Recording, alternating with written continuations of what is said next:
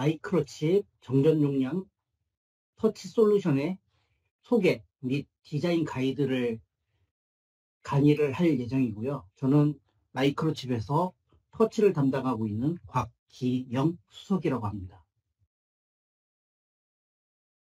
이에 들어가기에 앞서서 저희가 온라인 마이크로칩 유니버시티라는 홈페이지를 운영하고 있습니다.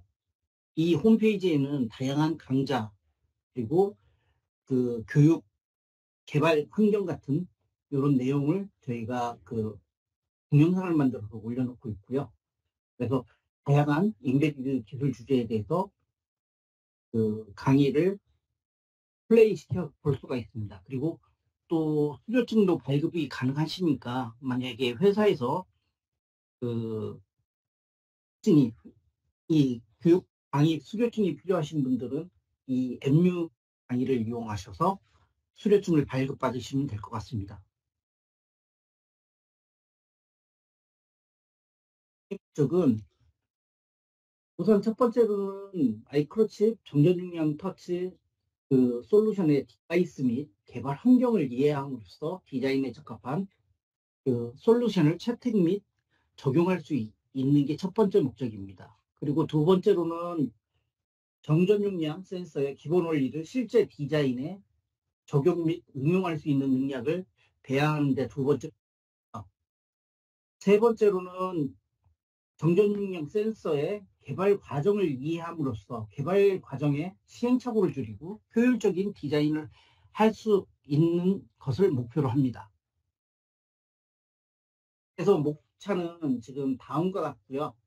지금 보면 첫 번째로는 정전 용량 센서의 기본 개념, 두 번째로는 마이크로칩 정전 용량 터치 솔루션의 소개, 그리고 세 번째로는 개발 환경, 네 번째로는 제품 로드맵, 그리고 다섯 번째로는 디자인 가이드, 여섯 번째로는 프로세스에 대해서, 개발 프로세스에 대해서 설명할 거고요.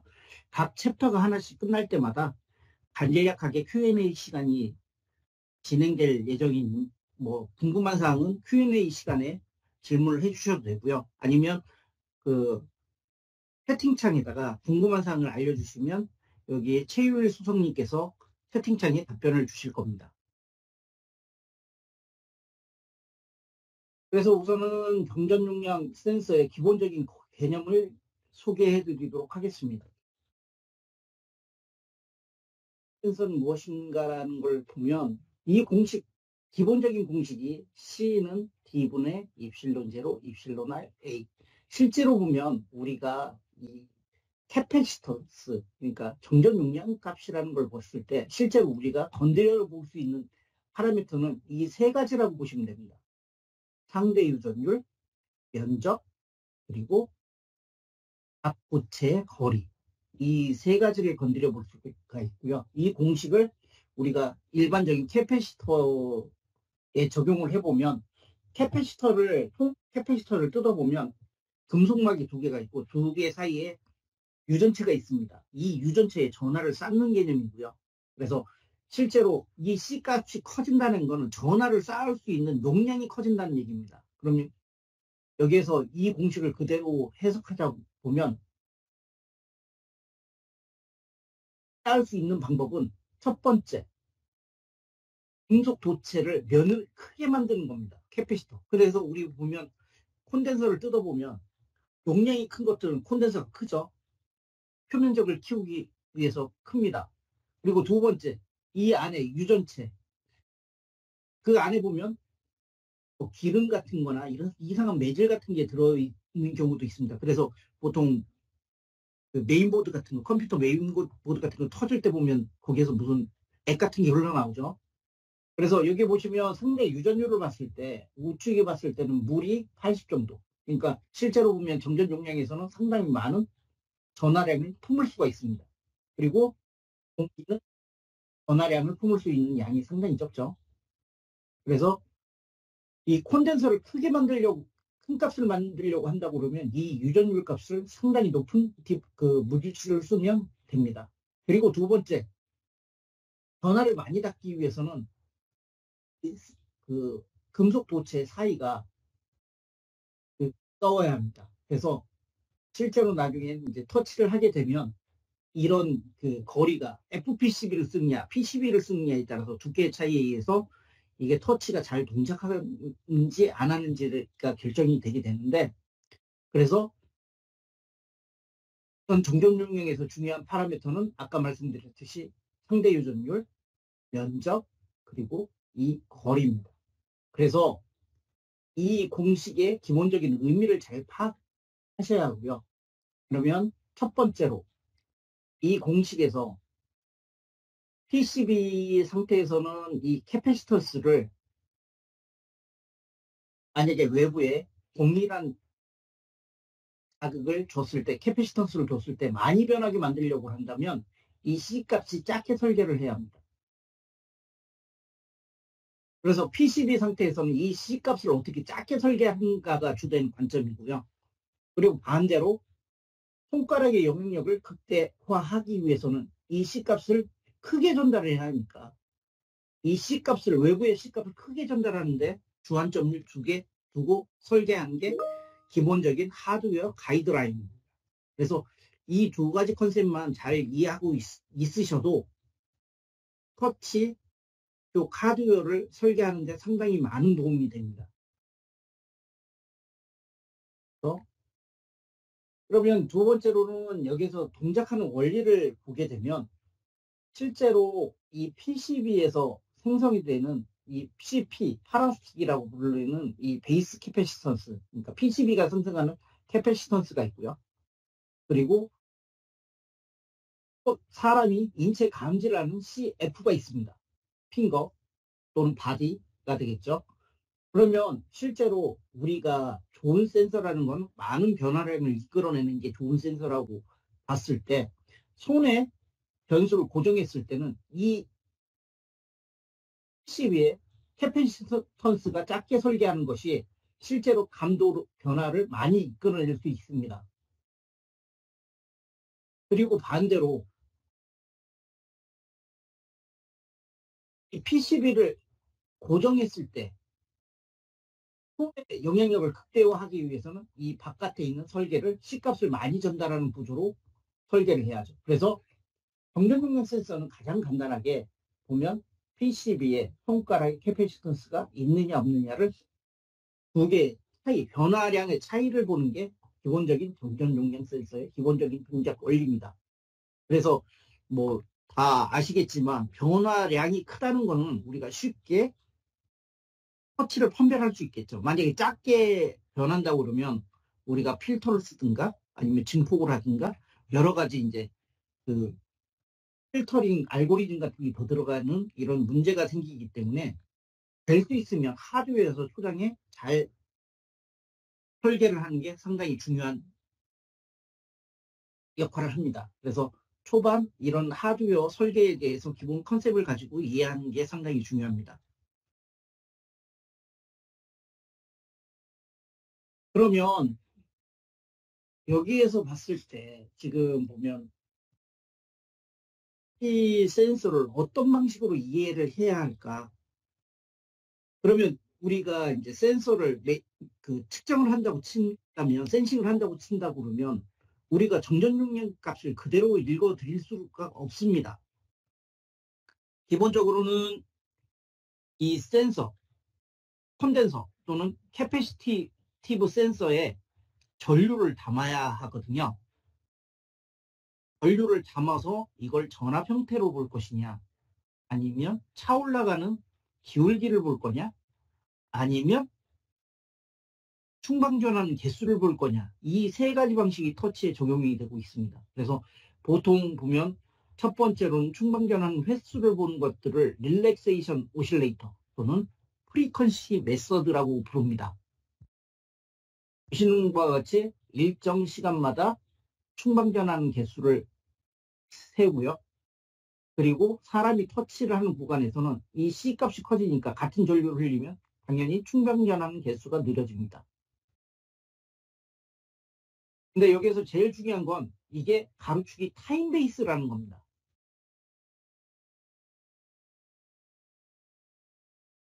그래서 여기 보시면 릴렉세이션 오실레이터 같은 경우는 여러분들이 잘 알고 있는 뭐 AD 반도체라든가 뭐 보면 TI 솔루션이라든가 이런 솔루션들이 대부분 한 시장에 굴러다니는 그 터치 IC의 한 80% 내지 90%가 이런 방식을 쓰고 있고요. CTMU라는 방식이 있습니다. 차지 타임 매니지먼트 유닛이라고 해서 일정한 전류를 센서에 흘립니다. 센서에 흘리면 일반적으로는 이제 차올라가는 속도를 보게 되는데 이게 인풋 로에서 인풋 하이까지 가는 시간을 잽니다. 이를 보는데 사람이 터치를 하게 되면 당연히 이 기울기 꺾이겠죠. 이렇게 밑으로처럼 보이는 시간이. 그래서 이 시간 차이를 봅니다. 그래서 실질적으로 보면 이것도 시간의 변화를 측정하게 되는 방식이고요. 그러니까 오른쪽 맨 왼쪽 방식이나 CTMU나 다 시간 베이스가 중요하다는 것을 알 수가 있습니다. 그리고 마지막으로 저희가 쓰고 있는 CVD 캐패시티브 볼테이지 디바이더라는 방식인데 C홀드 값을 전류를 흘려가지고 를 충전시키고 충전시켜서 ADC로 읽는 방식입니다. 따라서 이거는 시간의 구애를 받지 않고요. 때로는 이제 이런 인터널 오실레이터의 편차에 영향을 받지 않습니다. 그래서 이 앞에 있는 두 가지 방식은 그 온도 변화나 그러니까 아웃도어 같은 경우나 온도 차이가 많이 발생하는 경우에 보면 이제 오동작하는 경우가 생기는 게 그게 이제 기본적으로 보면 인터널 오실레이터 편차가 생겨서 그렇습니다. 보통 데이터 시트를 보면 메인 인터널 오실레이터 편차가 보이거든요. 그 편차에 플러스 마이너스 있는 부분이 보통 보면 온도가 몇 도에서 몇 도에서는 플러스 마이너스 몇 퍼센트. 보통 같은 경우는 플러스 마이너스 한 10%, 요즘 좋은 건 플러스 마이너스 2% 정도인데 저희가 터치로 되느냐 안 되느냐를 판단하는 게 한 1% 언더입니다. 한 0.5, 0.6%. 이 때문에 실제로 온도가 변하면 오동작하는 원인들의 대부분은 인터널 오실레이터의 편차 때문에 그렇습니다. 그렇기 때문에 실제로 이 두 가지 방식을 필드에 적용했을 때는 온도 변화나 ESD나 아니면 뭐 그런 여러 가지 문제에 대해서 영향을 받을 수가 있고요. 세 번째로는 이 펄스 파형이 되게 구형파로 고주파를 내포하고 있습니다. 따라서 이런 타임 베이스의 솔루션들 같은 경우는 보통적으로 이제 방사 노이즈가 많은 단점이 있고요. 그래서 자동차 같은 경우에는 적용하기가 상당히 어렵습니다. 그에 반면에 이제 CVD 알고리즘 같은 경우는 이게 이제 사인웨이브잖아요. 이쪽에 올라가는 게.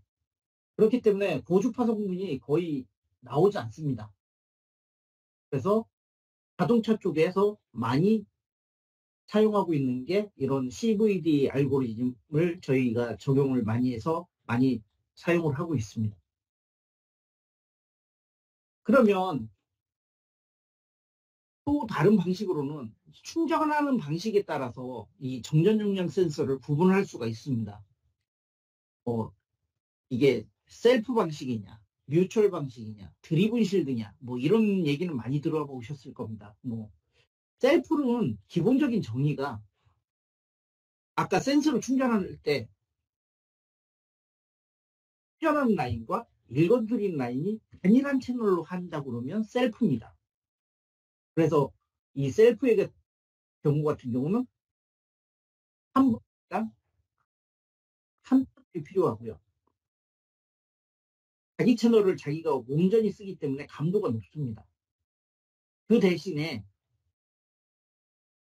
에 대한 내성이 없습니다. 이게 사람인지 이게 물인지를 구분하기가 어려워요. 왜냐하면 어차피 사람도 어떻게 보면 70%가 물이기 때문에 이 물에 대한 내성을 갖기가 상당히 어렵습니다.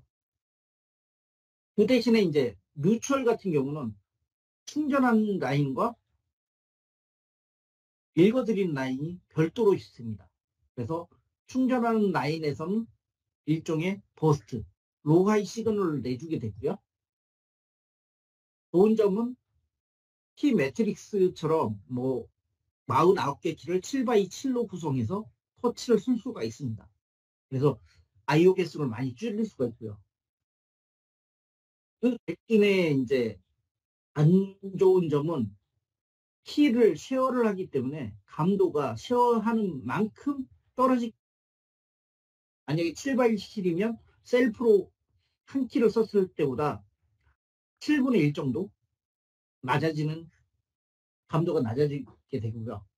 그리고 장점은 물에 대한 내성이 있습니다. 이 내성이 있다는 건 뭐냐면 여기 이제 간단하게 보시면 한쪽에 TX가 있고 이제 그라운드 수신부가 있는데 센서가 있는데 이 방사된 노이즈가 공중에서 날아갈 때는 유전율이 1입니다. 근데 물이 있으면 유전율이 80이 돼요. 유전율이. 그래서 물이 없을 때는 1로 들어오는 데이터가 물이 있으면 80이 됩니다. 그래서 평상시보다 더 많은 값을 센싱을 할 수가 있게 되고요. 그런 걸 보면 이제 이게 물 같은 물질이 있다라는 걸 판단할 수가 있습니다. 그래서 물에 대한 내성이 있고요. 그리고 단점으로는 아까 말씀드렸듯이 버스트를 하기 때문에 파형을 로하이 시그널로 내밀기 때문에 방사 노이즈가 상당히 크고요. 이 방사 노이즈라는 건 센서 사이즈가 크면 클수록 더 많은 방사 노이즈를 만듭니다. 그래서 자동차 쪽에서는 거의 사용하지 않는 방식이고요. 그리고 세 번째로는 이 드리븐 실드라는 게 있습니다. 그래서 이 점을 이제 보면 이 드리븐 실드는 이 셀프와 뮤추얼의 중간적인 방법이라고 보시면 됩니다. 그걸 어떻게 하냐면 이 드리븐 실드 채널이 이 노란색으로 보이는 연결이 있는데 이걸 잘라도 센싱하는 데는 지장이 없습니다. 셀프로 센싱을 하고 있어요. 근데 이 노란색이 뭘 하냐? 이 옆에서 일종의 TX를 해줍니다. 버스트를 해주고 있어요. 그래서 이 드리븐 실드의 가장 좋은 점은 별도의 충전 라인처럼 연결하기 때문에 이게 전류가 모질란 센서에 충전이 잘 안 되는 경우에는 보조 배터리처럼 충전을 해주고요. 보상을 해주고요. 그리고 두 번째로는 외부에서 들어온 노이즈를 없애줍니다. 그리고 세 번째로는 물이 올라갔을 때 이제 드라마틱한 효과를 좀 100%는 아니지만 드라마틱한 효과를 볼 수 있는 부분이 뭐냐면 실제로 이게 그라운드고 이게 센서라고 치면 만약에 물이 올라가게 되면 이 센서로부터 그라운드로 전류가 빠져나갑니다. 그래서 이게 이제 터치처럼 보이는데 이 드리븐 실드가 똑같은 전이차로 가지고 움직이게 되면 전이차가 똑같기 때문에 전류가 밖으로 빠지지 않습니다. 그래서 오토 톨러런스 같은 효과를 볼 수가 있고요. 그리고 내성도 상당히 증가합니다. 그리고 장점이라고 하면 아까 그 뮤추얼에서 생성이 되는 RV보다는 좀 더 특성이 방사 노이즈가 적게 나오는 장점이 있습니다. 그래서 만약에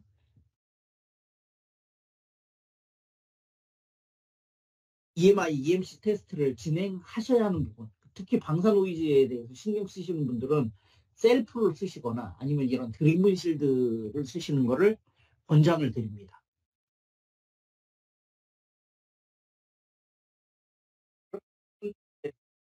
아까는 센싱하는 방법에 대해서 구분을 해봤고, 그리고 충전하는 방식에 대해서 용어를 구분해 봤다면, 이번에는 좌표, 방식에 따라서 정전 용량 센서를 구분한다고 보면, 원디, 1차원. 그러니까, 원디 터치 센서라고 하는 거는 버튼이나 슬라이드나 휠 같은 제품, 단순히 있다 없다를 판단하거나 어느 포지션을 찾는 것들을 원디 버튼 센서라고 부릅니다. 근데 2D 같은 경우는 XY 좌표가 있고, 그러니까 제스처 같은 건 인식할 수 있는 솔루션들을 2D 버튼 솔루션이라고 얘기를 하고 있고요. 3D 솔루션 같은 경우는 여기 X, Y에 Z축까지 포함해서 Z축으로부터 그 거리 같은 걸 측정해서 이게 손이 근접하고 있구나, 멀어지고 있구나를 판단할 수 있는 솔루션은 3D 제스처 솔루션이라고 부르고 있습니다. 여기까지 궁금한 사항이나 질문 사항이 있으신 분?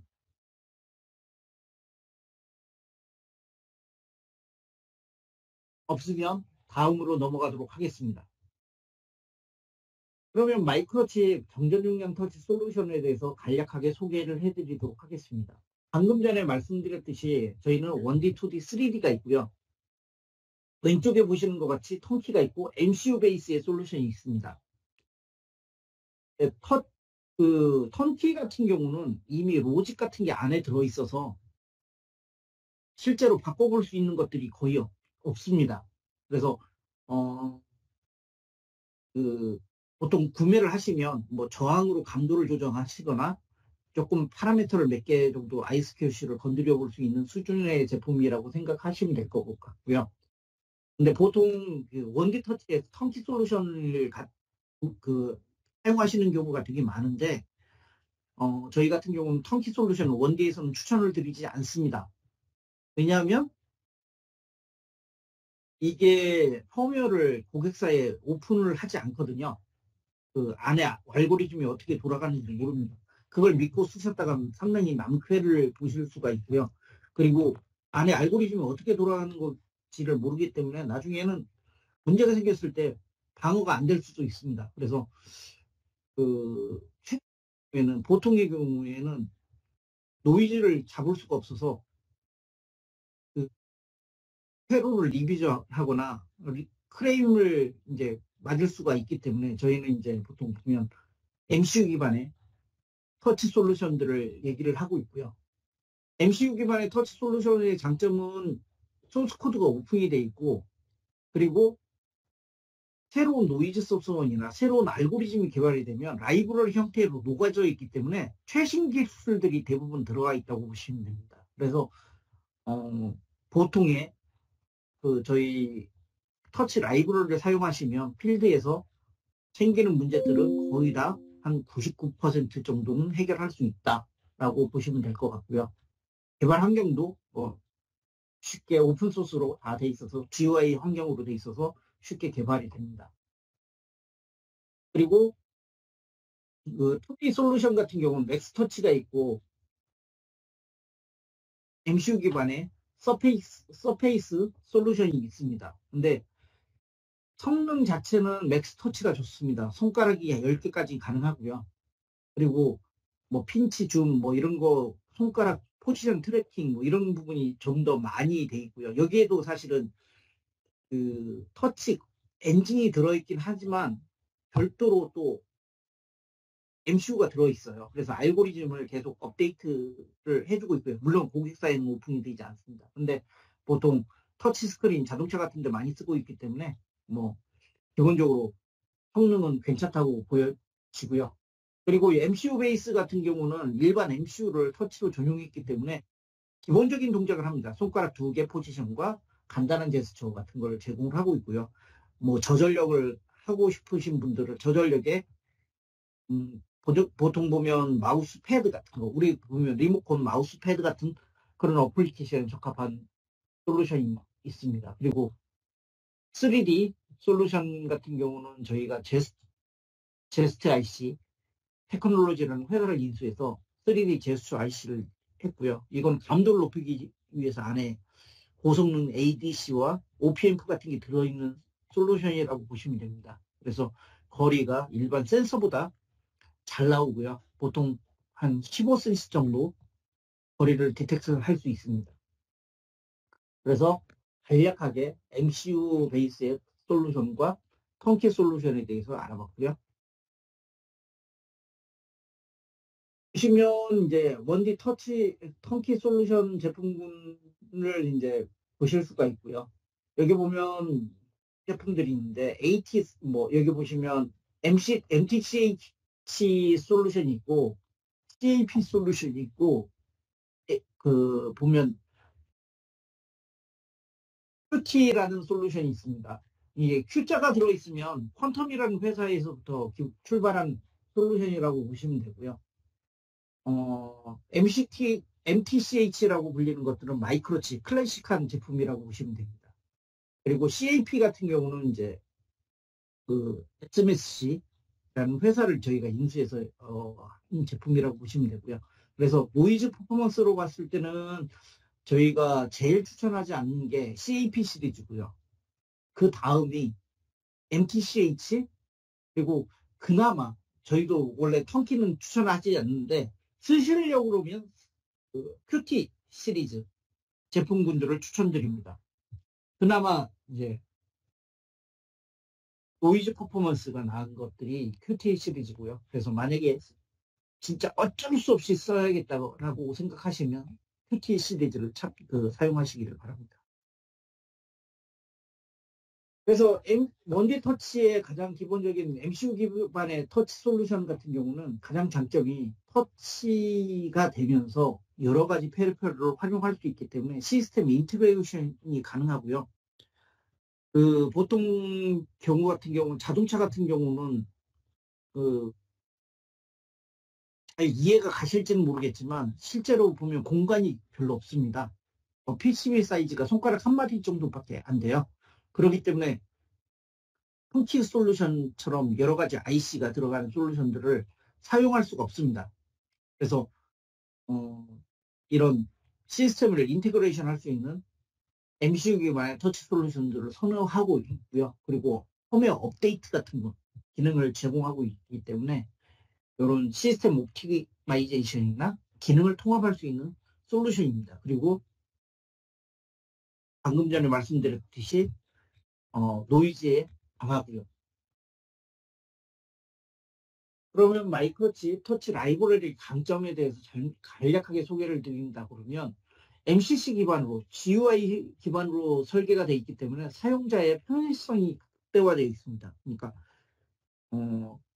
몇 개 쓸 거고, 그리고 나는 프록시미티를 쓸 건지 슬라이드 쓸 건지 휠을 쓸 건지를 선택을 하시면 기본적인 코드가 제너레이션이 되고요.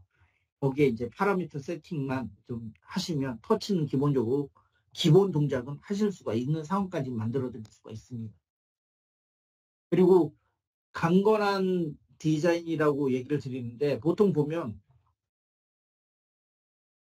하고 있지만 제일 지겨운 말 중에 하나가 이제 강건한 디자인이라고 되는 부분인데 실은 강건하면 이런 말을 쓰지 않습니다. 강건하지 않기 때문에 이런 말을 쓰고 있고요. 보통 보면 다 터치 솔루션 얘기할 때 보면 강건하다고 얘기를 하지만 실제로 보면 제가 터치를 14년 했는데 자기가 쓴 터치가 너무 좋아서 남한테 권해주고 싶다라고 하시는 분들은 거의 없어요. 대부분 안 좋은 추억들이 많기 때문에. 그래도 제가 자신 있게 말씀드릴 수 있는 부분은 그래도 지금 나와 있는 솔루션 중에 제일 강건한 솔루션이 저희 마이크로칩이라고 얘기를 드릴 수 있을 것 같고요. 그래서 저희 같은 경우는 아웃도어 쪽에 쓰는 솔루션들 같은 경우, 뭐 자동차의 도어 핸들 같이 밖에 비 맞고 그러는 솔루션 같은 것도 양산을 국내에 몇백만 개씩 양산을 하고 있습니다. 그리고 기술 문서도 대부분 자세하게 업데이트가 되고 있고요. 옛날 같은 경우는 재미있는 게 초기에 제가 2009년도에 터치를 시작했을 때는 센싱하는 방식이라든가 원리라든가 자기 내부 구조 같은 걸 대부분 많이 다른 경쟁사들도 이제 많이 오픈을 해놨었는데 지금은 그런 기술 자료를 찾아볼 수가 없습니다. 대부분 이제 기술 자료도 잘 오픈을 안 해주는 상황이고요. 근데 마이크로칩 같은 경우는 디벨로퍼 사이트에 가보시면 기본적으로 저희가 라이브러리를 업데이트 했을 때 라이브러리 업데이트 내용이라든가 어떤 기능이 추가되고 있는지, 그리고 심지어는 저희 같은 경우는 터치 라이브러리도 올드한 거, 옛날 거 쓰고 싶으신 분들은 그냥 버전을 강제로 다운시켜서 사용하실 수도 있습니다. 그렇기 때문에 올드 새로 업데이트 됐는데 기능이 이상해서 옛날 버전 쓰고 싶어도 못 쓰는 그런 버전하고 좀 다르고요. 그리고 주기적으로 업데이트가 되고 있기 때문에 기능이 계속 업데이트되고 있습니다. 뭐 지금 같은 경우는 뭐 그 AFA 같은 프리퀀시 호핑 기능이나 아니면 뭐 인터페이스 같은 기능을 좀 더 쉽게 할 수 있는 기능들이 추가가 되고 있고요. 뭐 원래 뭐 보면 뮤추얼도 스마트 뮤추얼이나 새로운 테크닉 같은 걸 이제 솔루션들을 내놓고 있기 때문에 어, 계속 업데이트되고 있다라는 것만 기억을 해주시면 좋을 것 같습니다. 그래서 터치의 개발 환경은 기본적으로 MP를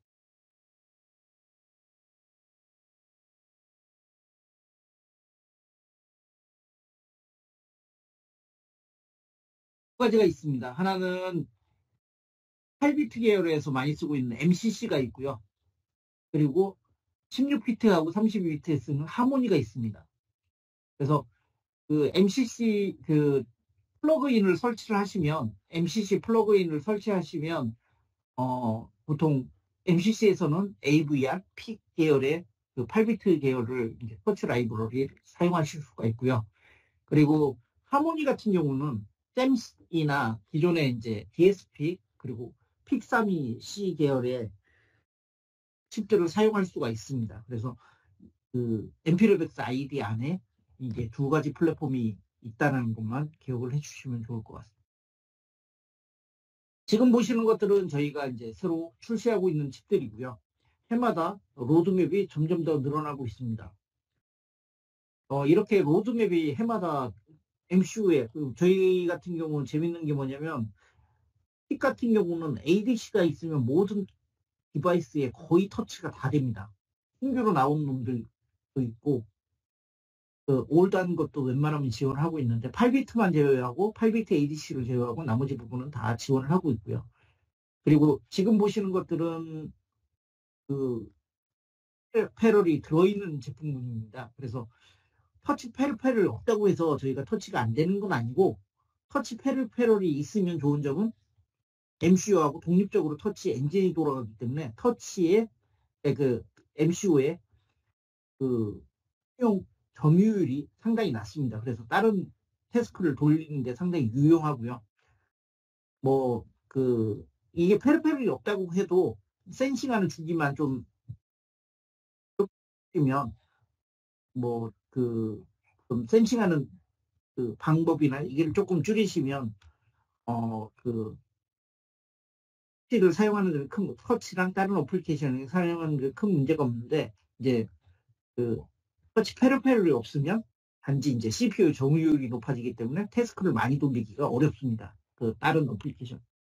그래서 여기 보시는 것 같이 픽 계열 같은 경우 되게 많은 제품들이 출시가 되고 있고 AVR도 되게 많은 제품들이 출시가 되고 있습니다. 그리고 이런 대부분들이 이제 자동차에 적합한 솔루션으로 그 AC 큐백 같은 걸 갖고 있죠.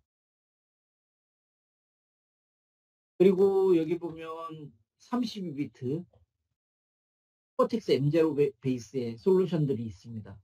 그래서 여기 보면 픽스 샘C 하나 제품군만 5V고 그리고 여기 보면 픽32 CM JH 버전이 샘C하고 같은 5V 계열입니다. 그래서 샘C 하나랑 똑같은 거라고 보시면 되는데 단지 터치 기능이 좀 향상이 됐고요. 그리고 메모리가 좀 커졌다. 것만 기억을 해주시면 좋을 것 같습니다. 그래서 제품군들이 되게 많아지고 있다라는 것만 기억을 해주시면 좋을 것 같고요. 그리고 여기 보면 재밌는 게 그 예전하고 좀 다르게 저희가 픽32C라고 된 제품군들이 보일 겁니다. 보통 보면 저희가 픽32 MX 계열을 많이 써서 디바이스를 만들었었는데 이번에 나오는 픽32C로 시작한 것들은 암 계열입니다. 그래서 기존에 있던 아트멜 계열의 이제 네이밍에서 이제 픽 계열로 이제 네이밍이 바뀌고 있고요. 그래서 픽32CK라는 거는 코텍스인데 저희 보면 이제 M33 코어를 쓴 제품이고요. CZ 같은 경우는 코텍스 M7 제품입니다. 그래서 저희가 이제 픽3이 C로 시작하는 것들은 이제 앞으로 나온 것들은 이제 코텍스 기반의 36비트 제품을 출시를 하고 있고요. 그리고 또 재밌는 것들은 뭐냐면 DS픽 시리즈도 이제 터치가 지원이 됩니다. 그래서 보시면 것 같이 DS픽 33CK, CH 그리고 33A 같은 시리즈도 터치 라이브러리가 제공을 하고 있고요. 그리고 좋은 거는 이제 듀얼 코어 제품이나 듀얼 뱅크 메모리의 제품인데 모터를 쓰면서 터치를 할 수 있는 그런 솔루션들을 저희가 프로바이딩 할 수 있는 상황이 됐습니다. 그래서 다양한 디바이스들을 저희가 출시를 하고 있고 제공을 할 수 있게 되었습니다. 그래서 2D 터치 같은 경우는 아까 말씀드렸듯이 MCU 기반은 이게 퍼포먼스가 낮기 때문에 간단한 제스처 같은 거, 저전력인 이런 헤드셋 같은 데 꽤 많이 적용이 되고 있고요. 아니면 우리 스마트워치 같은 경우 화면이 그렇게 크지 않으면서 뭐 싱글 터치 같은 걸 지원할 수 있는 솔루션들을 좀 많이 하고 있고요. 맥스 터치 같은 경우는 턴키 같은 경우는 이건 손가락 하는데 왜 20개까지 지원을 해야 하는지 모르겠으나 아무튼 20개까지 동시에 포지션 트래킹이 가능합니다. 그리고 제스처도 가능하고요. 그래서 성능은 2D에서는 맥스 터치가 훨씬 더 좋다라는 얘기를 드리고 싶습니다. 그래서 방금 소개해드렸듯이 MCU 기반은 로코스트에 로파워 패키지에 적합한 솔루션이고요. 그리고 하이 퍼포먼스 제품 같은 경우는 맥스 터치 솔루션들이 되게 좋습니다. 근데 이제 그 맥스 터치 같은 경우는 별도의 호스트 MCU가 필요한 상황이고요. 그리고 그 MCU 베이스의 2D 솔루션 같은 경우는 이 자체가 MCU이기 때문에 뭐 별도의 호스트 MCU를 두지 않아도 됩니다. 그래서 저희가 제공하는 라이브러리는 투핑거의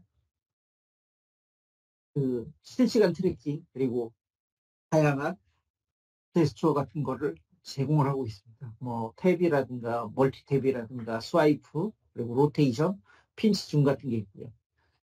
그래서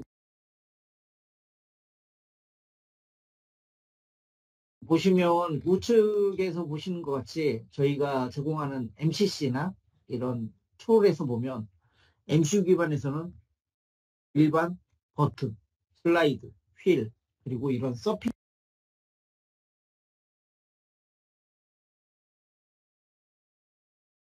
서피스까지 하나의 MCU가 돌릴 수가 있게 되어 있습니다. 그래서 이런 솔루션들을 이렇게 인테그레이션 할 수 있게 프로바이딩 한 회사는 우선은 저희 말고는 없는 걸로 알고 있고요.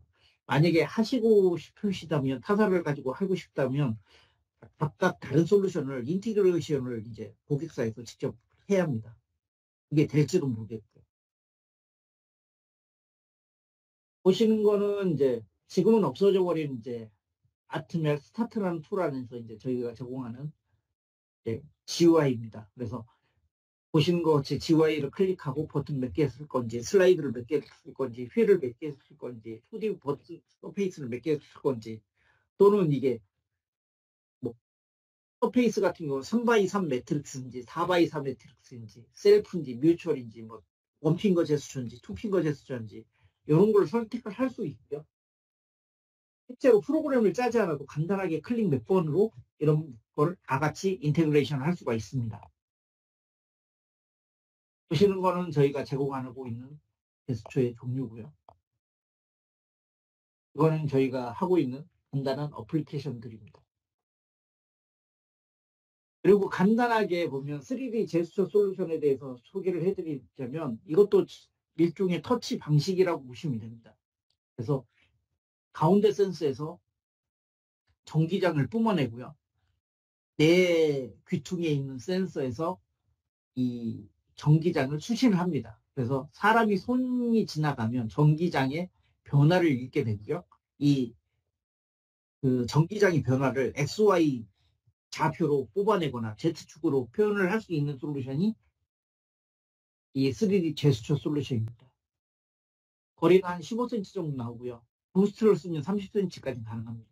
그래서 저희가 제공하는 것들은 손이 근접하는지, 그리고 지그재그, 웨이브 같은 거, X축 지그재그, Y축 지그재그, 또는 에어휠, 공중에서 돌리는 거, 그리고 센서로 터치, 동서남북하는 거, 그리고 바깥에서 안으로 들어가는 4가지 제스처를 인식하고요. 포지션도 트래킹이 가능합니다.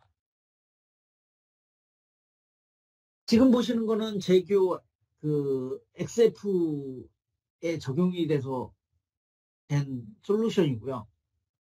뭐 나중에 시간 되신 분은 저기 제규 XF 찾아보시면 파노라마 썬루프를 열어줄 때 간단한 제스처로 그 열어준 그런 동영상을 보실 수가 있습니다. 그냥 썬루프 열고 썬루프 닫는 그런 제스처를 해주는 걸 볼 수가 있고요. 지금 보시면 이제 3D 제스처 같은 경우는 MGC 3030하고 3130, 3140이 있습니다. 3030은 XY 좌표 트래킹이 안 됩니다. 그냥 제스처만 인식하고요. 기능을 다 빼서 가장 싼 솔루션이라고 생각하시면 되고요. 3130 같은 경우는 XY 포지셔닝 트래킹이 됩니다. 손의 위치를 추적할 수가 있고요. 근데 단지 커머셜일 뿐입니다. 그리고 MGC 3140 같은 경우는 이게 오토모티브 버전인데 XY 좌표 트래킹이 가능하고요. 그 제스처도 가능합니다. 그래서 요 3가지 제품군이 존재하고 있다라는 것만 기억해 주시면 될 것 같아요. 혹시 여기까지 궁금한 사항이나 질문 사항 있으십니까?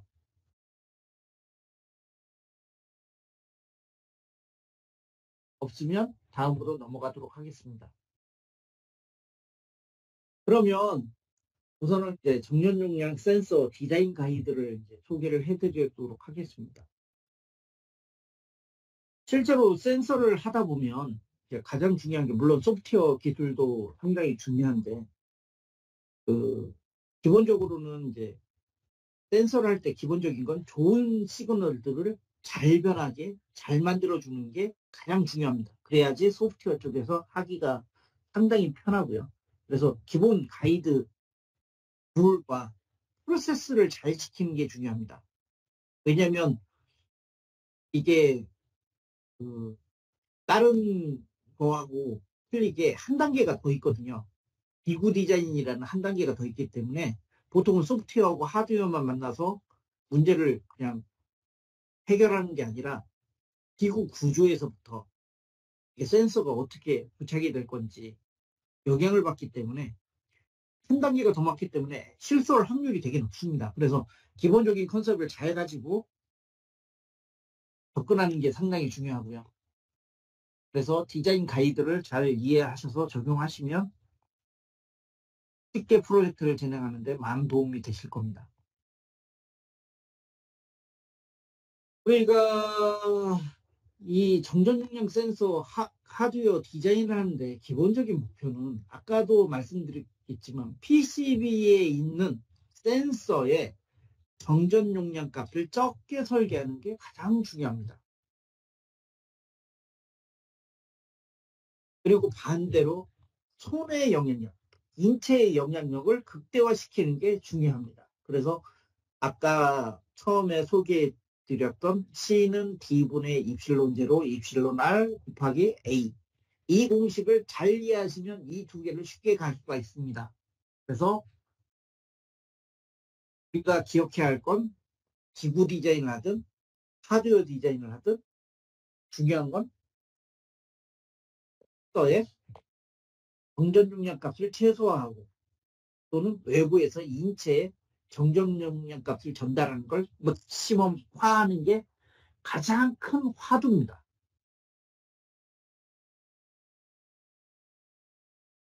그래서 우선은 디자인 가이드에서 첫 번째로는 이제 전원 설계에 대해서 이제 소개를 해드리도록 하겠습니다.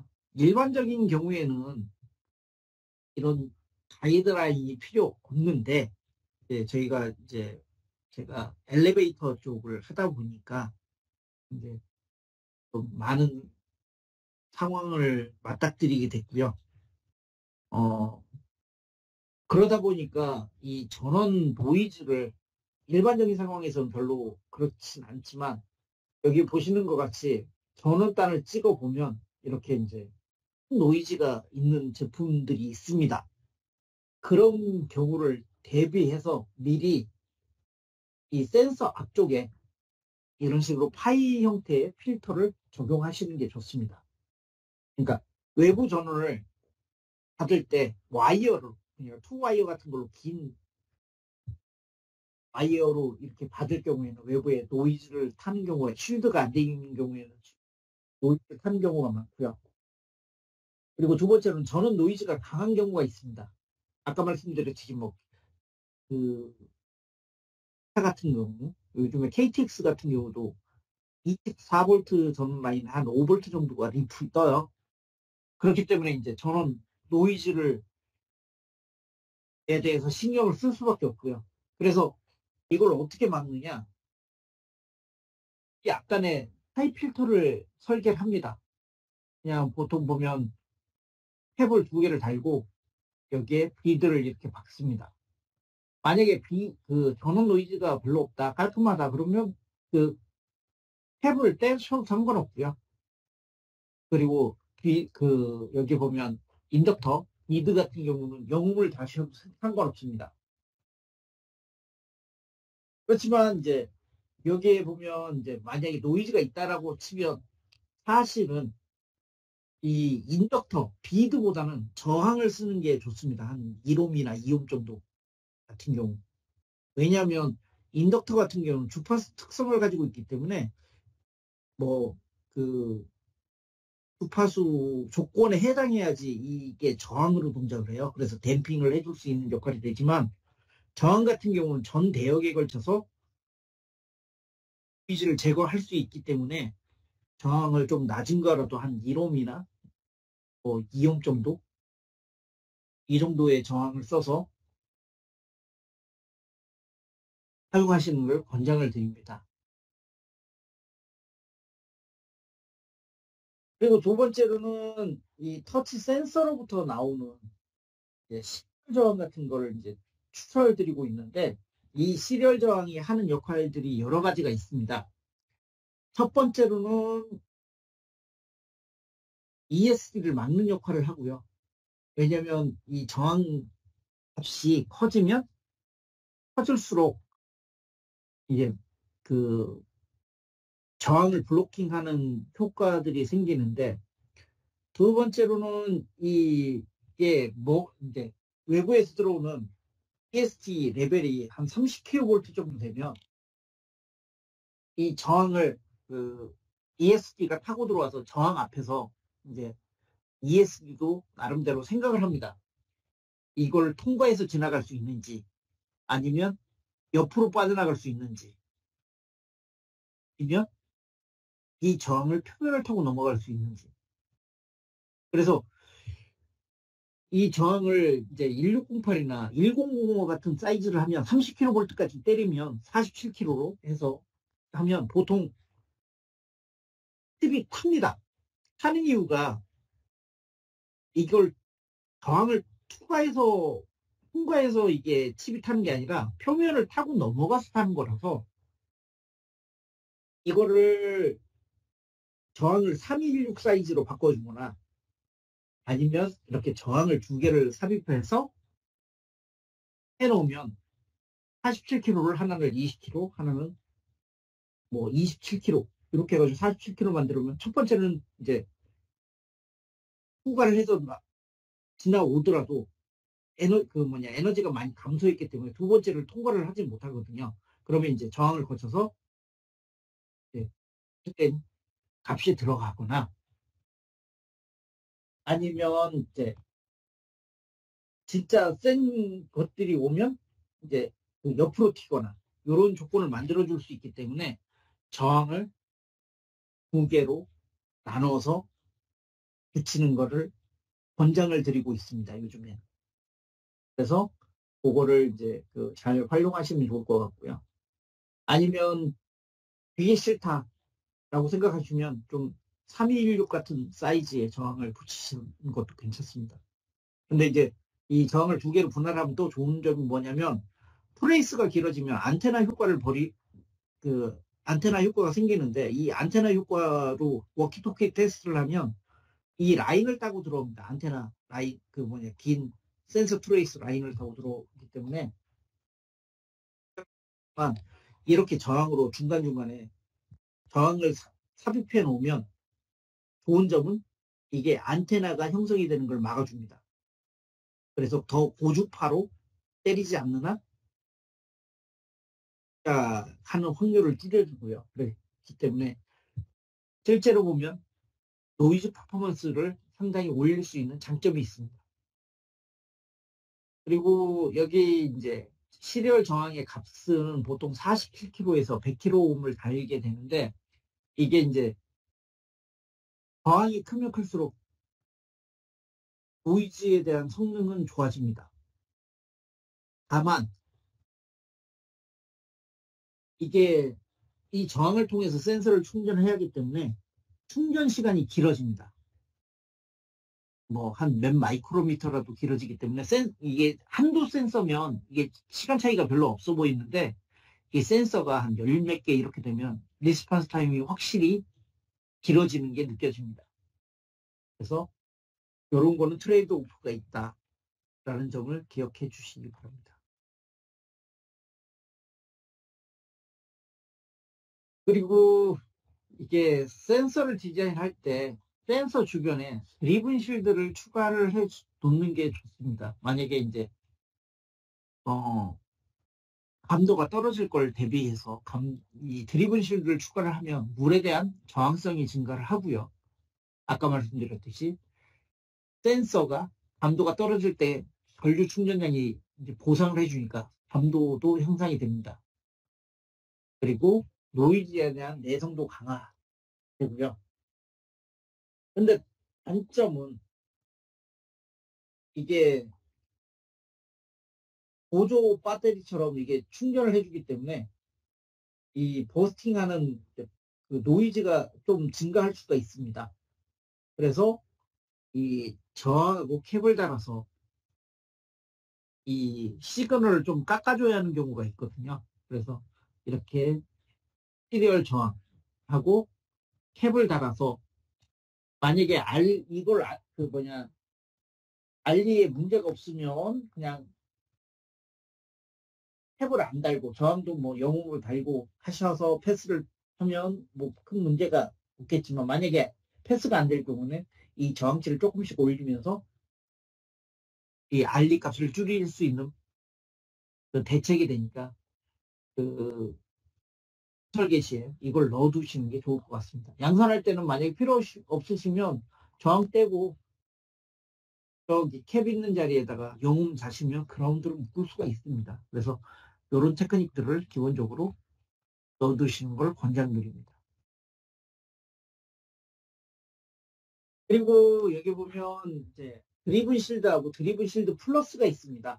그래서 드리븐 실드는 보통 이제 다 이 드리븐 실드로 쓸 수가 있는데 중요한 포인트는 뭐냐면 이 드리븐 실드 플러스하고 드리븐 실드는 뭐냐면 그 드리븐 실드 같은 경우는 특정한 한 채널만 파형이 나와요. 로하이 시그널이 나오는 거고 드리븐 실드 플러스는 센서의 주변에 있는 놈. 내가 만약에 센싱을 하면 양쪽 사이드에 있는 놈도 같이 버스팅 파형을 만들어줍니다. 그래서 감도가 상당히 더 증폭되는 효과가 있고요. 그래서 드리븐 실드 같은 경우가 사용하기 위해서는 터치 포트를 다 A와 C 포트 정도에 어사인을 해서 사용하시면 됩니다. 그리고 이제 아이들 센서 핀 스테이트를 드리븐 실드로 선택을 하시면 지금 보시는 것 같이 이게 터치가 센싱이 되더라도 주변에 있는 주변에 있는 펄스가 그 채널에서 다 그런 버스트 타임을 만드는 걸 볼 수가 있고요. 실제로 보면 그 빨간색 점선 같은 게 원래는 드리블 실드를 썼을 때는 한 채널만 저런 센싱 파형이 나오고 나머지 이제 한 채널만 드리블 실드 파형이 나오고 이렇게 이제 모든 채널에서 드리블 실드 파형이 나오지 않고 그래서 포트 설정할 때는 그냥 드리블 실드 플러스를 쓰고 싶다. 그러면 A 포트와 C 포트에 다 터치를 할당해 놓으시면 이 기능을 쓸 수 있다. 라는 것만 기억을 해주시면 감사하겠습니다. 그리고 센서 회로 디자인을 하실 때 UART 핀을 꼭 추가해 주시기 바랍니다. 이게 이제 터치 감도 세팅할 때 상당히 중요하거든요. 보통의 고객분들께서는 이런 걸 하기 싫어하세요. 근데 그냥 붙이면 알아서 돌아가기를 원하는데 MCU가 AI 칩도 아니고 학습도 돼 있는 것도 아닌데 얘가 알아서 돌아갈 리가 없지 않습니까? 그래서 반드시 이 센서 값을 모니터링해서 얘가 어떤 상황에서 어떤 값을 안정적인 값을 보는지를 확인을 하셔야 합니다. 그래서 펑키 솔루션 같은 경우는 대부분 이런 기능들이 안 들어 있어요. 모니터링 같은 게 잘 안 되어 있거나 돼 있어도 거의 하지 않습니다. 그렇기 때문에 필드 이슈가 생기는 확률이 더 빈번하게 발생하는 경우가 더 빈번하게 발생하고 있고요. 그래서 꼭 하드웨어로 모니터링할 수 있는 환경을 만들어 놓으셔야 합니다. 그래서 이 감도 변화를 가지고 스레스홀드를 결정을 하셔야지 예, 이제 터치에 대한 그 정확한 감도, 그 노이즈에 대한 성능을 얻을 수가 있습니다. 팁이 디자인 가이드인데 이제 갑갑한 거가 이제 나오죠. 그러면 이제 센서 사이즈는 어떻게 해야 할까?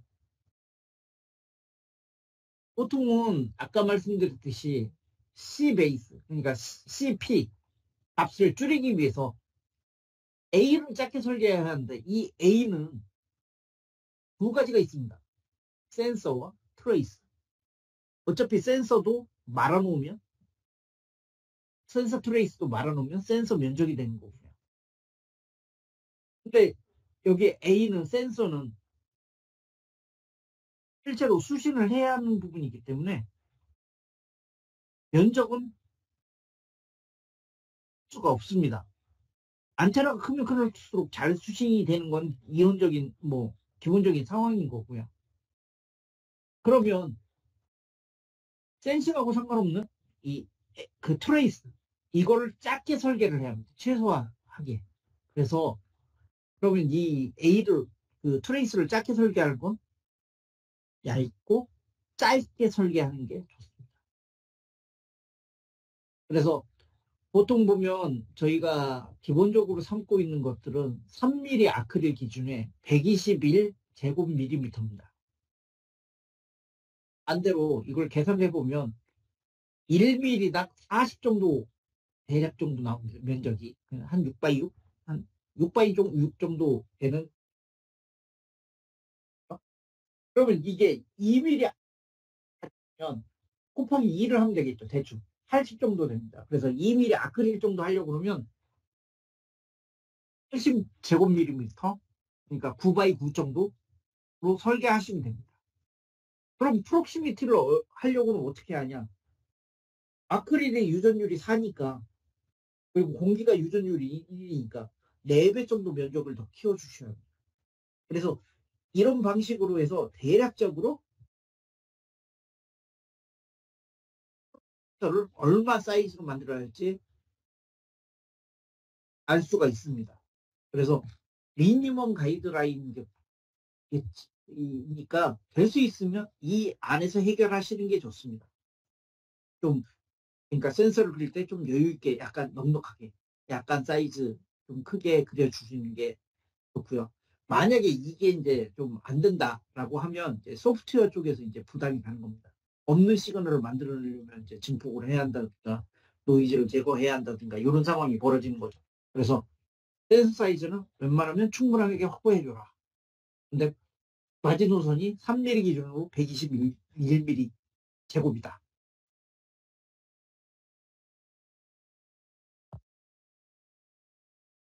그리고 두 번째로는 센서 모양을 될 수 있으면 사각형으로 각진 모양으로 만들지 마십시오. 될 수 있으면 모서리라도 구부려주고 아니면 동그란 모양으로 만들어주세요. 왜냐하면 이 모서리를 통해서 뾰족한 부분에 우리 보면 피리칩처럼 ES를 때리면 이 뾰족한 부분으로 들어갈 확률이 되게 높습니다. 센서를 타고 들어갈 확률이 높고요. 두 번째로는 EMI, EMC가 이쪽을 타고 들어가거나 나올 수가 있어요. 그래서 보통 이 센서 모양을 약간 끝을 구부려 주거나 아니면 좀 겹치지 않게 만들어주는 게 중요합니다. 그래서 여기 아까 설명을 드렸겠지만 센서 같은 경우는 얇고 짧게 설계해야 합니다. 근데 이제 만약에 이건 뭐 좀 오지랖 넓은 설명이지만 만약에 아까 타임 베이스의 솔루션들을 만든다고 했을 때 거기도 트레이스는 얇고 짧게 설계해야 할까요? 그쪽은 어느 정도 통통하게 만들어줘야 합니다. 왜 그러냐면 저희는 저항치가 그렇게 중요하지 않거든요. 근데 저쪽 같은 경우는 타임 베이스에서 이 시그널들이 빳빳하게 올라가는 게 중요한데 저항치가 커지면 이 시그널들이 눕고요. 시그널이 누우면 감도가 떨어집니다. 그래서 이게 선 저항치가 커지면 얇고 길어지면 감도가 안 나올 확률이 높아요. 그래서 그 전압 방식으로 설계할 때는 얇고 짧게, 저쪽은 굵고 짧게 설계하는 게 중요합니다. 그래서 이 센서 트레이스는 보통 보면 어떤 테스트를 할 거냐에 따라서 좀 달라지는데 보통의 경우는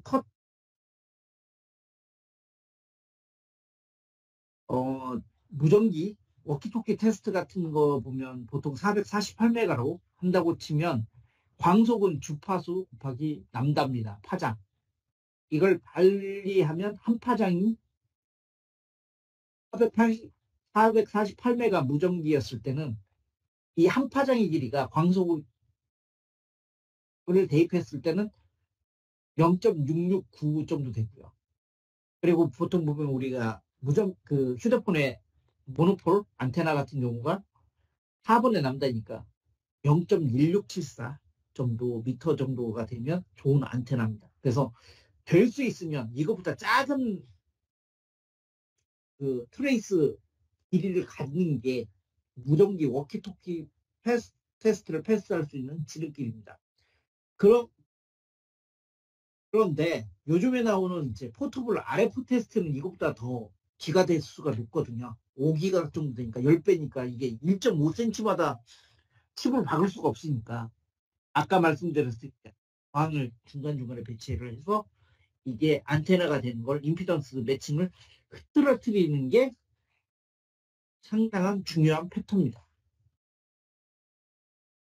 그리고 메디컬 하시는 분들은 어떻게 설계를 해 하셔야 하냐면 트레이스는 센서 트레이스는 바탕 쪽에 깔고 탑 쪽에는 메시 그라운드든 이런 걸 만드십시오. 왜냐면 그 요즘에 서저리 그 전기 칼 같은 게 있거든요. 노이즈 많이 생기는. 그러니까 살을 지져가지고 뭐 수술하는 제품들이 있는데 이게 노이즈가 상당히 많습니다. 그래서 이게 센서 트레이스가 탑 쪽에 있고 센서 패드도 탑 쪽에 있으면 이쪽을 타고 유입이 돼요. 그래서 될 수 있으면 센서 트레이스는 바탕 놓고 위쪽에 쉴드를 깔면 이런 문제가 해결할 수가 있습니다. 그래서 센서 면하고 될 수 있으면 노이즈 소스원이 들어오는 반대쪽에 센서 트레이스를 배치하시는 게 상당히 중요한 상황입니다.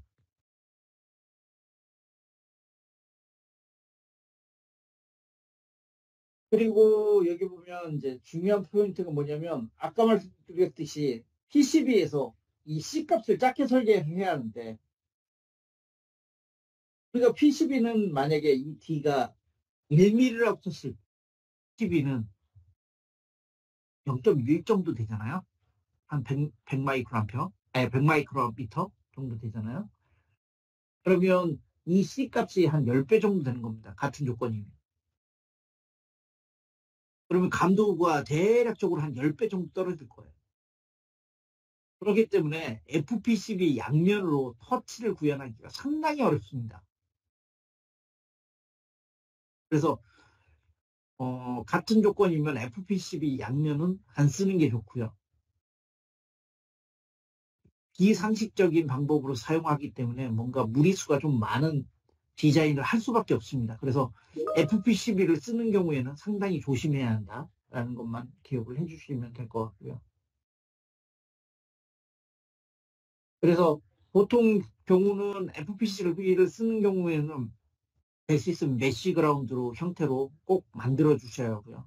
될 수 있으면 안 쓰는 게 좋긴 한데 어쩔 수 없는 경우는 짧고 얇게 설계를 해주시는 게 좋습니다.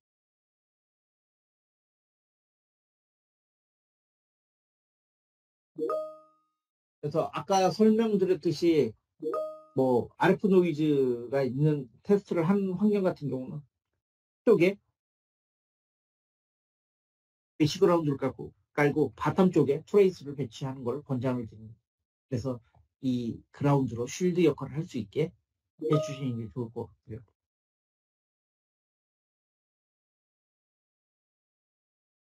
그래서 이 센서 트레이스와 센서 트레이스는 여기에 이제 이격거리가 있어야 돼요. 그러니까 아까 설명드렸듯이 센서 폭은 얇고 짧게 해야 하는데 어느 정도 얇아야 하냐. 될 수 있으면 얇게 만드는 게 좋습니다. 근데 그 얇게가 지금 예전에는 0.15를 만들기가 상당히 어려웠었거든요. 그 센서 트레이스를.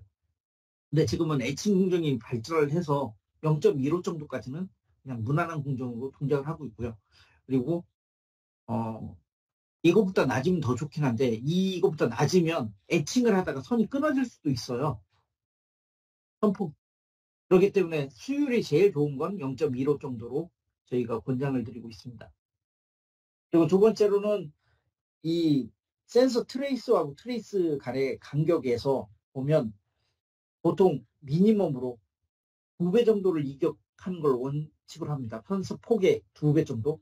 그래서 0.15라면 0.3 이상을 띄워주는 걸 권장을 드리고 있고요. 이게 너무 가까우면 크로스톡 같은 게 생깁니다. 시그널이 약간 아날로그 파형을 찍어보시면 약간 시그널이 영향을 받는 게 그걸 볼 수가 있어요. 그래서 이런 부분을 약간 이격거리를 0.3 이상, 그러니까 2배 정도, 폭의 2배 정도를 띄워주시는 거 권장하고 있고요. 그리고 그라운드와 센서 이격거리도 2배 이상. 이게 너무 가까우면 아까 말씀드렸듯이 이 C는 D분의 이필론 제로, 이필론 R, A 이 거리에서 이 D가 너무 가까우면 C값이 커지잖아요. 그래서 이거 역시도 감도를 떨어뜨리는 영향이 되기 때문에 될 수 있으면 2배 이상 설계를 해주시기 바랍니다. 그래서 이 드리븐 실드 역시도 여기 보면 보면 주의사항이 뭐가 있냐면 얇은 FPCB에서는 밑에서 드리븐 실드를 TX를 탑 쪽에 사용하는 걸 권장하지 않습니다.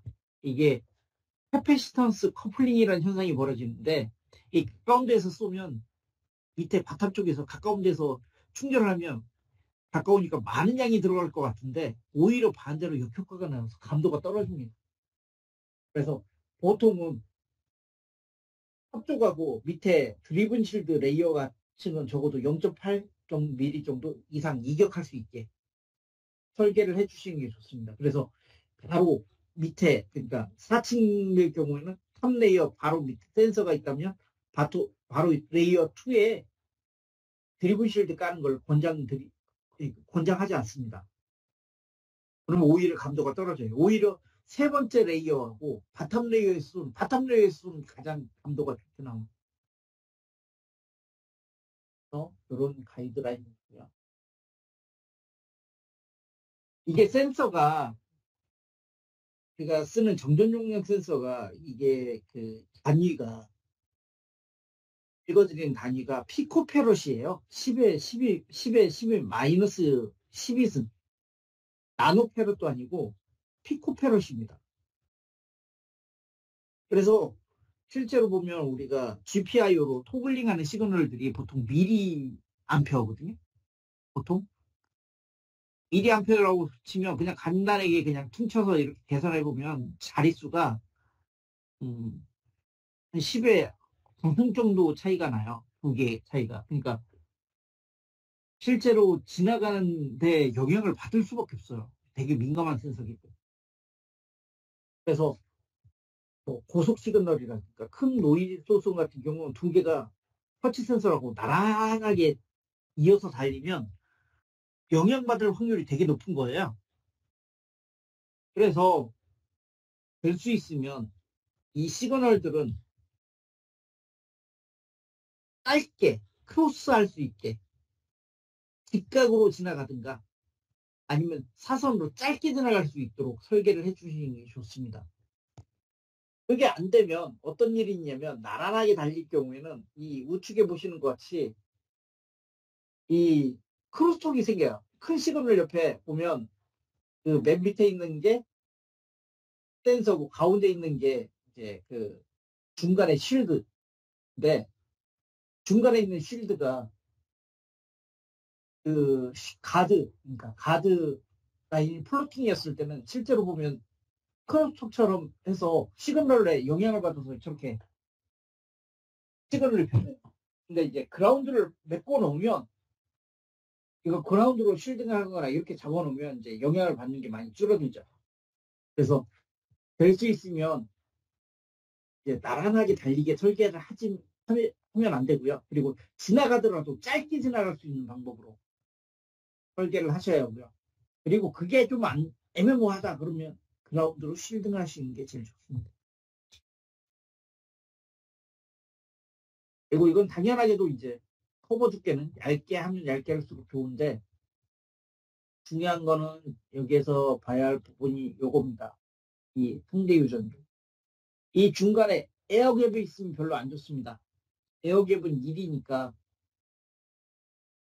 아크릴은 4고.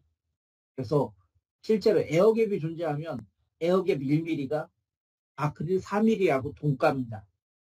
그렇기 때문에 될 수 있으면 센서는 부착하는 게 가장 좋습니다. 그리고 습기 같은 것도 영향이 있기 때문에 부착하는 게 상당히 가장 중요한 팩터가 될 것 같고요. 여기 커버 재질은 그냥 일반적으로 봤을 때 많이 쓰는 것들은 플라스틱 계열이라고 보시면 되고요. ABS, PC 아크릴, 뭐 이런 것들이 있고요. 대부분 유전율은 4 정도입니다. 그래서 대략적으로 예측하는 건 어렵지 않습니다. 근데 특이한 케이스에서는 유리를 쓰는 경우도 있는데 유리의 경우는 유전율이 8에서 10이기 때문에 2배 정도 좋죠. 그러니까 두께가 2배 정도 돼도 상관이 없습니다. 그래서 여기 유전율 표를 보시고 대충 판단을 해볼 수가 있습니다. 여기 보시면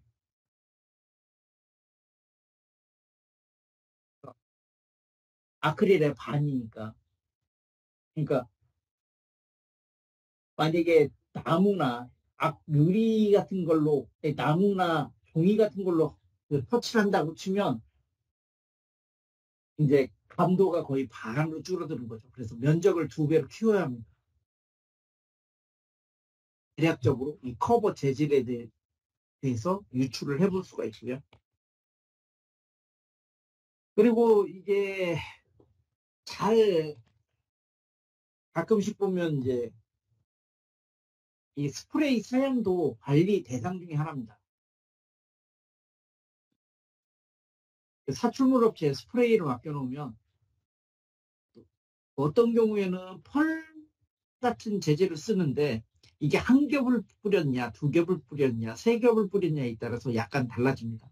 그래서 또는 어떤 경우도 있냐면 시커멓게 보이는 경우가 가끔씩 보면 이게 카본 계열의 소재를 쓰는 경우도 있습니다. 그래서 카본 계열이 뭐가 문제냐면 실제로 테스터기로 찍어보면 저항치가 나와요. 그러니까 보통 보면 사람이 손이 터치가 되면 여기에 충전된 전화가 사람 몸으로 빨려 나와 있는데 이게 도체가 되다 보니까 여기를 터치를 해도 여기에서 전기가 다 빨려 나오는 거죠. 그래서 이게 시커멓게 보이는 것들은 도전성이 있는지 없는지를 좀 확인을 해봐야 고요. 어떤 놈은 잘 동작하는데 같은 시커멓지만 뭔가 오동작한다, 감도가 안 나온다 라고 하면 스프레이 사양을 한번 의심을 해보시기 바랍니다.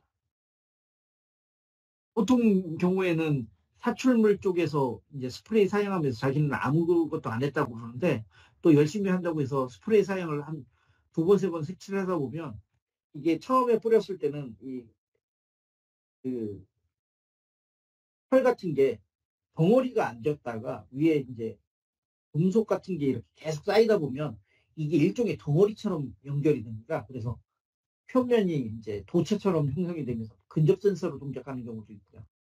그래서 이런 거 같은 경우는 확실히 해양서 같은 거, 승인원 같은 걸 잘 관리를 해 주셔야 합니다.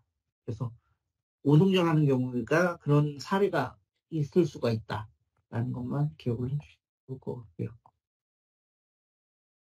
그리고 아까 말씀드렸듯이 에어갭은 별로 안 좋습니다. 그렇기 때문에 이 에어갭을 막기 위해서 스프링이나 가스켓 같은 걸 쓰고요. 그리고 좀 더 이쁘게 만드신 분들은 ITO나 투명 연극을 이용해서 이 PCB를 아크릴에 붙이는 경우도 있고요.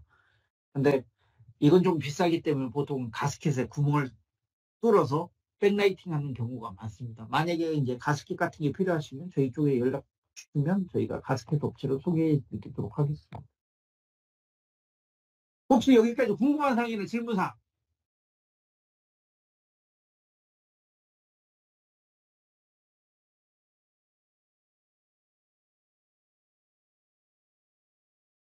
없으시면 마지막인 정전 용량 디자인 프로세스에 대해서 알아보도록 하겠습니다. 저희가 이 정전 용량 센서 디자인 프로세스를 만든 이유 중에 하나가 뭐냐면 이게 실제로 저희가 한테 연락 온 단계가 프로젝트로 보면 에서 봤을 때는 회로 디자인 에 저희한테 연락이 옵니다. 근데 실제로 보면 기구적으로 뭐 에어갭을 만들 수도 있고요. 이 스프레이 사양이 뭐 반짝이 같은 거 넣는다고 펄 같은 게 들어갈 수도 있고요. 그리고 이게 거리가 너무 멀어서 터치하기가 힘든 구조로 만들어 버릴 수가 있거든요. 그 다음에 이 센서도 터치 동작하는 거고 상관없이 이제 이쪽은 그냥 도면 그려오라면 그려오는 상황이기 때문에 실제로 이렇게 흘러가 버리면 이 회로에서 받아서 이걸 진행할 때쯤 되면 처음 단계를 다시 밟아야 하는 경우가 생깁니다. 그리고 어떤 경우가 있냐면 이게 첫 번째 프로토를 만들고 나서 다음에 이제 개선을 한다고 뭔가를 두 번째 그 샘플을 만들었는데 다들 아무것도 손댄 건 없다는데 감도가 반이 되거나 이상하게 동작하는 경우가 있습니다. 그래서 그런 부분에 있어서 이제 보면 시행착오를 계속 반복하게 되는 거거든요. 그래서 한번 프로세스를 제대로 정립을 하지 않으면 이 과정을 무한 반복하게 돼 있습니다. 시간대로 더 걸리고 이게 프로세스가 좀 복잡해 보이지만 실제로 그렇게 복잡하지 않고요. 이게 좀 익숙해지고 이걸 이해를 하고 계시면 거의 벽돌 찍는 거랑 거의 비슷하다고 보시면 됩니다. 시간 나오고 프로젝트 나오면 그냥 찍어서 이렇게 나가면 되는데, 이 프로세스가 안 잡혀 있으면 이제 계속 이 안에서 이제 서로 이제 기구를 공격하고, 기구는 뭐 소프트웨어에서 뭐 알아서 해달라고 그러고, 뭐 그런 상황들이 벌어지기 때문에, 그런 부분 때문에 저희가 이제 이런 디자인 프로세스에 대해서 얘기를 드리게 됐죠. 그러면 기구 컨셉 디자인 했을 때 이제 중요한 건 뭐냐면, 저희가 이제 미팅에 들어가기 전에 해야 하는 건 기구 사양 같은 거, 센서, 그리고 프론트 파넬 사이즈 같은 거를 측정해야 하고요. 그리고 백라이팅은 있는지, 백라이팅이 있으면 뭐 IT로 쓸 건지, 가스켓으로 할 건지도 이제 체크를 해야 합니다. 그리고 에어갭이 있으면, 될 수 있으면 에어갭을 줄이는 방향으로 설계를 해야 하고요. 그리고 에어갭이 있을 수밖에 없다라고 하면 에어갭을 최소화를 시켜야 합니다. 그리고 신뢰성 종류에 따라서 약간 이제 센서 길이라든가 이런 부분이 이제 결정이 나기 때문에, 신뢰성 테스트를 어느 정도까지 하는지, 그리고 기구 도형장 사양하고, 그리고 버튼 개수, 그리고 혹시 응답 속도 같은 걸 알면 도움이 됩니다. 그래서 이때는 온라인 미팅을 해서는 의미가 없습니다. 온라인 미팅에서 물론 기구 구조를 잘 아는 것도 알 수도 있겠지만, 보통의 경우는 실제로 그 얼굴 맞대면서 그림 그려가면서 하는 경우가 되게 많거든요. 그래서 이 오프라인 미팅을 선호를 하고 있고요. 그리고 이때는 고객사, 기구, 하드웨어, 소프트웨어는 사실은 이때는 이제 맨드토리는 아닌데 오시는 걸 권장을 드립니다. 그리고 저희는 이제 저희 대리점 FA, 세일즈까지, 이제 마이크로칩까지 이렇게 다 같이 간 걸 요청을 드리고 있고요. 여기에서 나오는 결과물은 뭐냐면, 어떤 디바이스를 쓸 건지, 어떤 인터페이스를 쓸 건지, 그리고 버튼이 좋은지, 슬라이드가 좋은지, 휠이 좋은 건지, 그리고 센서 사양까지 어느 정도 결정이 되거든요. 그러면 이 다음 단계를 진행해 볼 수가 있겠죠. 이제 센서가 필요하다라고 하면 이제 센서 디자인 컨셉 미팅을 할 수가 있습니다. 근데 보통의 경우는 이 경우가 생략이 돼요. 생략이 되고, 이 센서 디자인을 누가 하느냐? 뭐 보통 ITO 센서 디자인 하시는 분들이 하시는데, 그분들은 이 터치를 모릅니다. 그냥 그려달라는 대로 그려줘요. 토끼 모양으로 만들어 달라면 토끼 모양으로 만들어 드리고, 뭐 별 모양으로 만들어 달라면 별 모양으로 만들어 드려요. 그게 가이드라인하고 상관없이.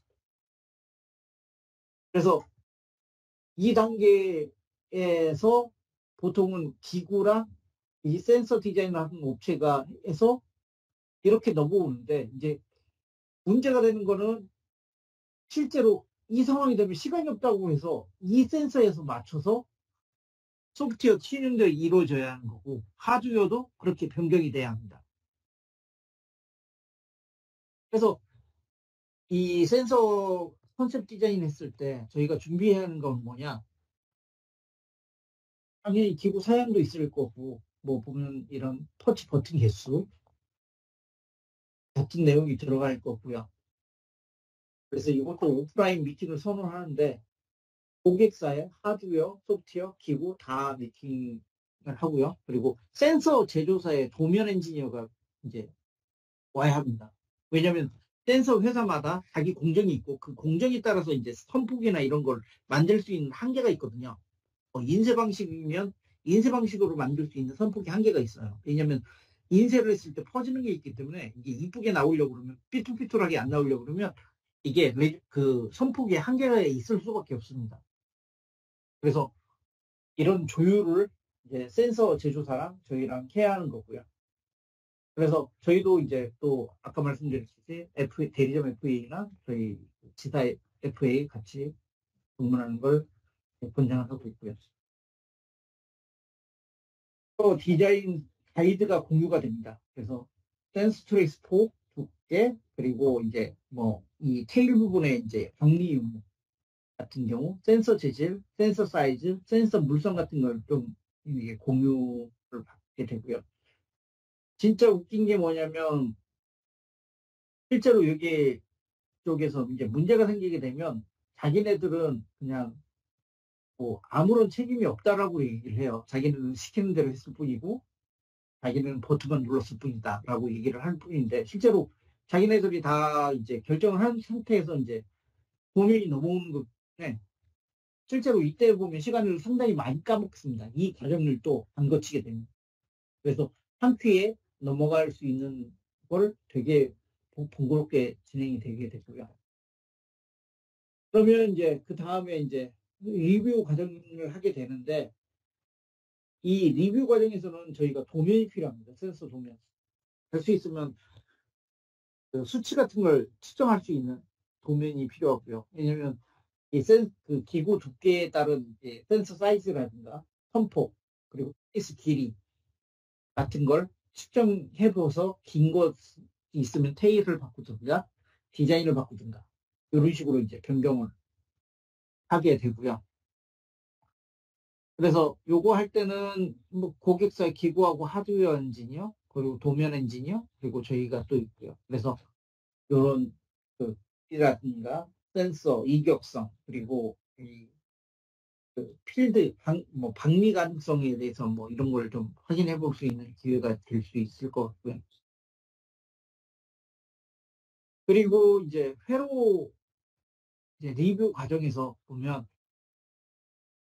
이제 여기에서부터는 이제 소프트웨어 엔지니어도 이제 인볼브가 되게 되는데 이 고객사의 소프트웨어 엔지니어가 인볼브가 돼서 같이 아까 말씀드렸듯이 프로그램 단자 제대로 됐는지 그리고 센서당 ESD 보호 저항이나 알까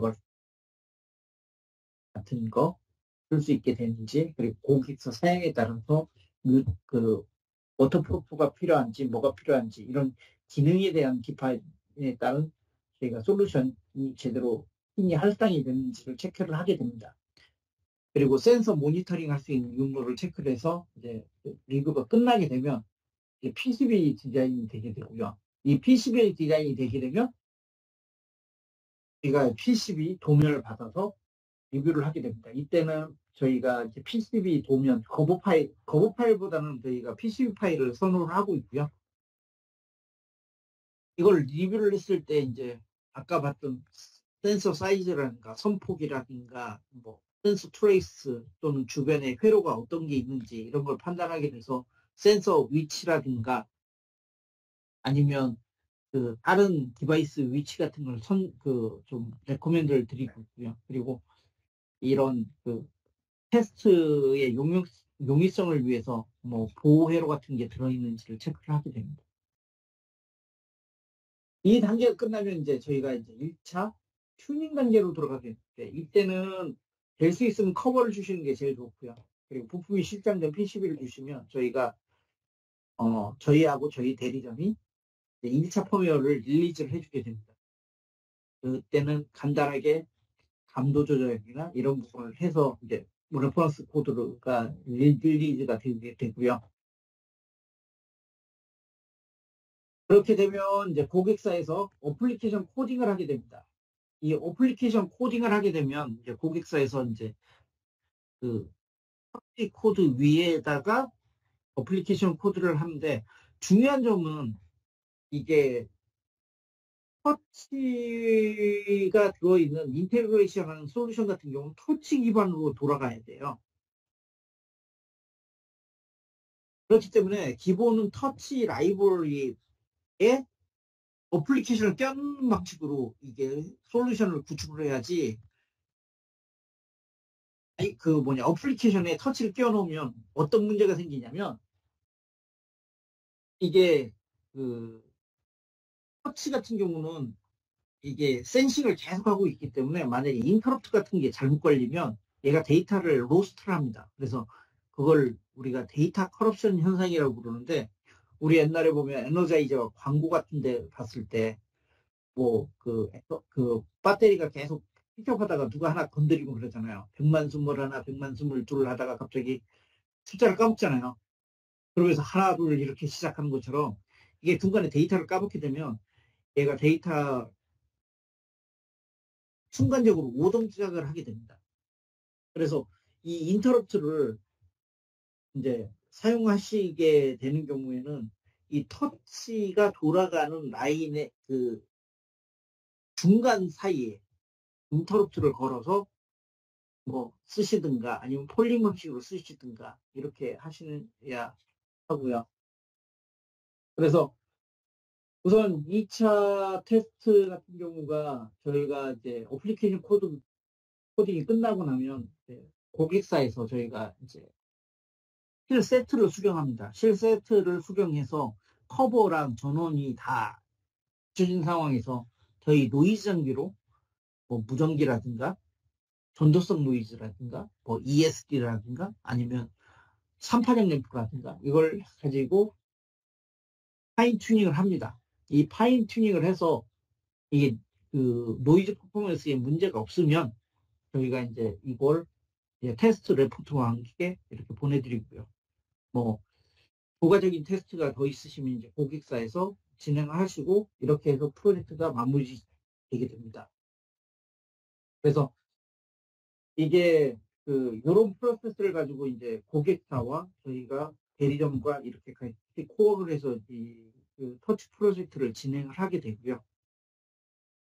혹시 여기까지 이 프로세스 관련해서 궁금한 사항이나 질문 사항이 있으십니까?